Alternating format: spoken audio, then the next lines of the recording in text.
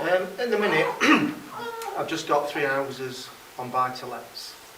I've just set a limited company up to buy some more houses, but with the income that you work that I earn, obviously I'm cautious going into the higher tax bracket, and I'd like to get them over as cheap as possible to the limited company, if you can. Very broad question, very hard to answer in the next 3 minutes. I'll give you a very, very quick answer. So the option is, or what you want to do is get from your own name into a limited company. If you do that now, you'll have capital gains tax to pay if there's been capital appreciation on the value of those properties. You'll also have to pay stamp duty land tax when they go into a limited company, because we've already established this evening, a limited company is a separate legal entity. If you've got 3 properties, it's going to be difficult to meet the threshold of those properties being a business. So if you have a business and you incorporate, then you don't have to pay capital gains tax. 3 properties is too low a number. If you've got 3 HMOs with 5 or more properties, for example, in each, or 4 properties or units in each property, then you may qualify as a business. Where would you need to be, property-wise, then, before you could? Hard to just give you a number. Yeah. Okay. Some people say 5, some say 6, some say 7, some say 8. The higher the better. 7 or 8 or more would be a good starting point. Okay.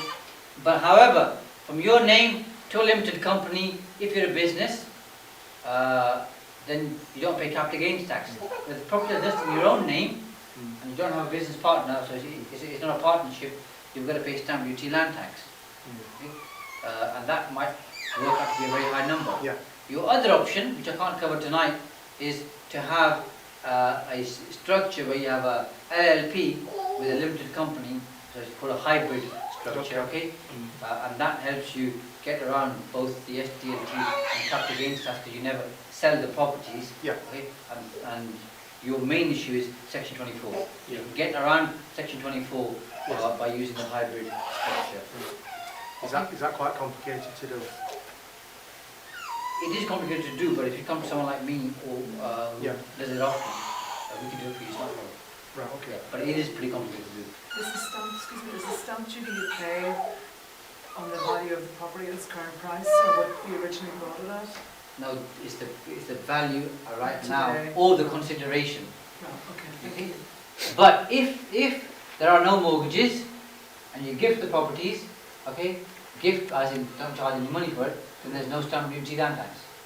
Okay, but if you've got mortgages, and you gift a property, then the value of the mortgage or the amount of the mortgage is the deemed consideration. Because the other party, whoever there might be, will remortgage usually to that amount. So that's seen as the consideration. So you pay stamp duty land tax on that figure. Yeah. Okay. For your purposes, Trevor, when that person incorporates, the guy that you made up earlier on, okay, let's say he's got a significant portfolio of 7, 8 or more properties. When he incorporates, okay, and moves the properties into a limited company, what happens is the base cost, so for our purposes, we call it the purchase price.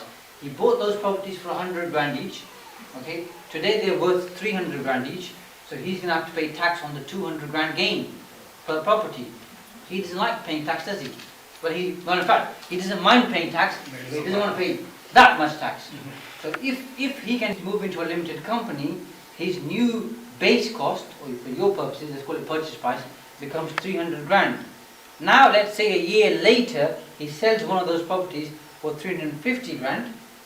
Remember, he paid 100 grand for it, okay? So 350 grand. His gain isn't 350 minus the 100 grand, which is 250. His gain is 350 minus the 300 grand, which is the figure on the day he incorporated. That's going to help him reduce his capital gains tax. Is that the idea? So go back to your friend and tell him that's how it works, and he's going to thank you forever. Who else talked? Or any questions on that? Yeah, I know you mentioned site accountants. Would you recommend? Do I know any good accountants? Well, obviously, I mean, I think about it. yeah, a chartered accountant. Is that what you'd recommend? Because I don't think my accountant at the moment is a chartered accountant. This guy knows more than my accountant, and he's a university chartered accountants go through certain training, okay? But I think it'd be wrong if we say that chartered accountants are the only people who can do accounts. If you go to somebody who's not a qualified accountant, they might do as good a job as a chartered accountant. But my preference would be to say to you, go to a chartered accountant. But I add the caveat, I am being biased because I'm a chartered accountant too, so obviously I'm going to say that. Yeah? But they are qualified, they go through CPD training, they have professional indemnity insurance and all that kind of stuff, just like solicitors. So you've got protection, okay? So the simple answer is yes.